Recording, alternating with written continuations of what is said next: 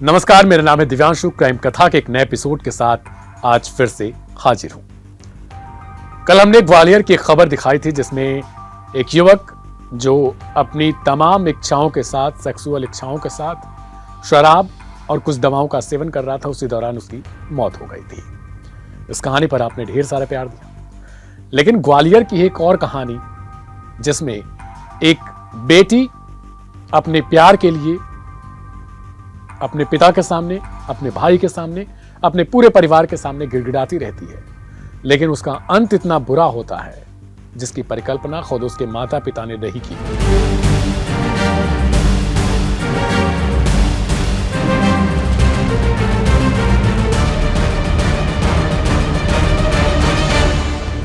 जिस कहानी की आज मैं बात करने जा रहा हूं उसमें तनु नाम की एक लड़की है, तनु गुर्जर। उसे एक युवक से 6 साल पहले प्रेम हो चुका था, आज से तकरीबन 6 साल पहले, यानी 2018-19 के दौरान। उस वक्त उसकी उम्र थी 14 से 15 साल। तनु उसी समय से उस लड़के से बहुत ज्यादा प्यार करती थी। उसने ये बात अपने पिता को बताई थी, अपने पूरे परिवार को बताई थी कि लड़का अपनी ही कास्ट का है, अपनी ही जाति का है, अपनी धर्म का है और अच्छे खासे परिवार से बिलोंग करता है, यानी फाइनेंशियल कंडीशन भी अच्छी है, जॉब वगैरह भी अच्छी करता है। माता पिता राजी हो जाते हैं, कहते हैं इससे अच्छा दामाद और कहां मिल सकता है। अब आज से 1-2 दिन पहले ठीक लड़की की शादी की चर्चा चल रही थी। 18 जनवरी को शादी थी, लेकिन एक घर के ही कमरे से अचानक से पिस्टल चलने की आवाज आती है, तमंचा चलने की आवाज आती है और फिर तनु की लाश निकलती है। सवाल यह है कि आखिर किसने अचानक से तनु को मौत के घाट उतार दिया। तो इस कहानी में पहले 3 से 4 किरदार के मैं आपको नाम बताता हूं। पहला तो तनु, जो लड़की है जिसकी मौत हुई है। दूसरा, तनु के पिता। तीसरा, तनु के चचेरे भाई। तनु के पिता का नाम है महेश गुर्जर, तनु के चचेरे भाई का नाम है राहुल गुर्जर। इसके अलावा एक और किरदार जिसकी चर्चा, यानी जो आशिक है, यानी जो लड़का है, उसका नाम है विकी। विकी आगरा का रहने वाला है। 18 जनवरी को शादी तय हो चुकी थी, लेकिन दूल्हा विकी नहीं बल्कि कोई और बनने वाला था। यह कहानी यही दिलचस्प मोड़ ले लेती है। तनु गिड़गिड़ाती रहती है कि पापा, मम्मी, भाई, सारे लोग मेरी शादी विकी से ही कराना। पूरे परिवार वाले कहते हैं क्यों नहीं बेटी, दामाद अच्छा है, विकी अच्छा कमाता है। और विकी की बहन का जो ससुराल था वो तनु के घर के बगल में था, यानी ग्वालियर में जहां तनु का घर है उसी के ठीक बगल में विकी के बहन का घर है, ससुराल है। विकी अक्सर वहां आया जाया करता था। तनु और विकी हमेशा मुलाकात किया करते थे और पिता को कोई आपत्ति नहीं थी, मां को कोई आपत्ति नहीं थी, चचेरे भाई को कोई आपत्ति नहीं थी, क्योंकि लड़का अच्छी फैमिली से बिलोंग करता था, लड़का अच्छा भी था। तो शादी की बातचीत चल रही थी, लेकिन इस कहानी में अचानक से रिश्तेदार आ जाते हैं, रिलेटिव्स। उन्हें जैसे ही ये बात पता चलती है कि तनु की शादी जो महेश गुर्जर हैं वो एक विकी नाम के लड़के के साथ कर रहे हैं। रिश्तेदारों ने महेश गुर्जर यानी तनु के पिता को खूब ज्यादा पढ़ाया, बहुत सारी शिक्षाएं दी कि अगर देखो तुम्हारी बेटी अगर इस तरीके से शादी करेगी और लव मैरिज शादी होगी तो भाई हमारे घर पे भी ऐसी अड़ंगीबाजी शुरू हो जाएगी, लड़कियां अपने से रिश्ते खोजेंगी, लड़का खोजेंगी और फिर यही सिलसिला पूरे रिलेटिव्स में चलने लगेगा हर जगह पे। तो महेश मान जाओ और शादी अपने मन से करो। ये लड़के लड़कियों को बढ़ावा नहीं देना चाहिए। और लव मैरिज शादी जो है देखो वो टिकती नहीं है। बड़े से बड़े लोगों के बारे में देखो, उनके बारे में सुनो, किसी की शादी टिकी है लव मैरिज।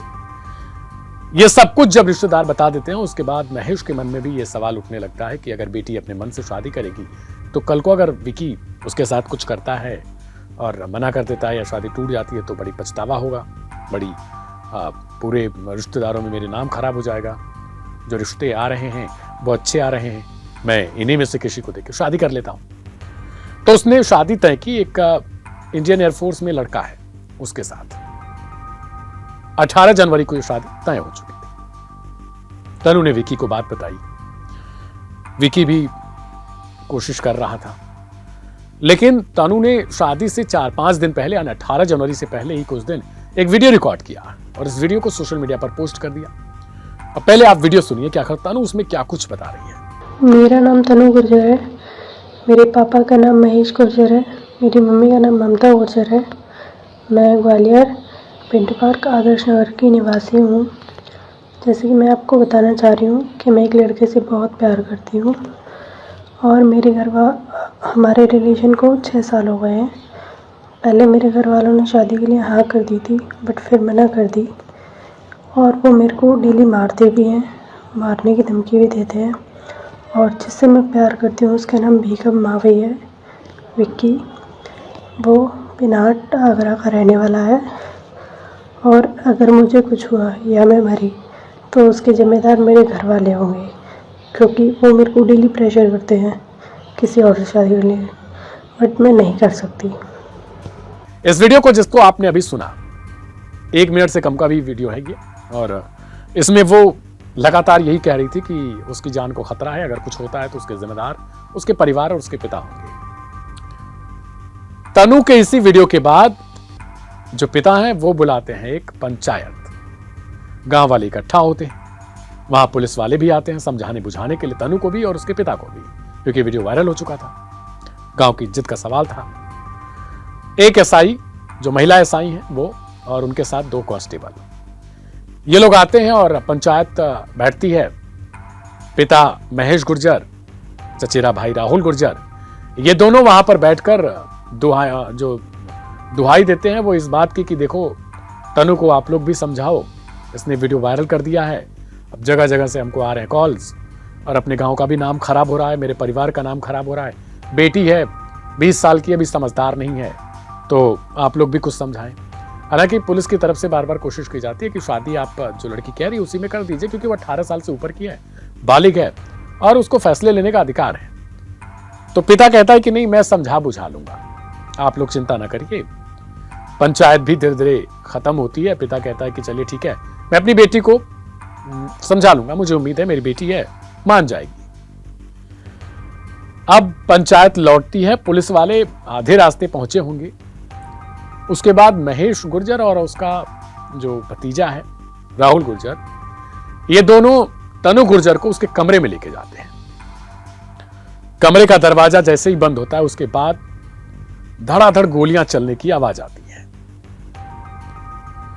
उसके बाद पूरे गांव में सनसनी फैल जाती है। गोली चलती है तो उसमें एक 32 बोर की 3 गोलियां चलती हैं और 315 बोर की 1 गोली चलती है, यानी पिस्टल से, इसके अलावा देसी कट्टे से ये गोली मारी गई है। और उसके बाद कमरे के अंदर से ना खून की थोड़ी बूंदें जो है वो बाहर की तरफ निकल रही थी। घर वालों ने देखा तो वो हैरान परेशान हो गए, चीख चिल्लाहट मच गई।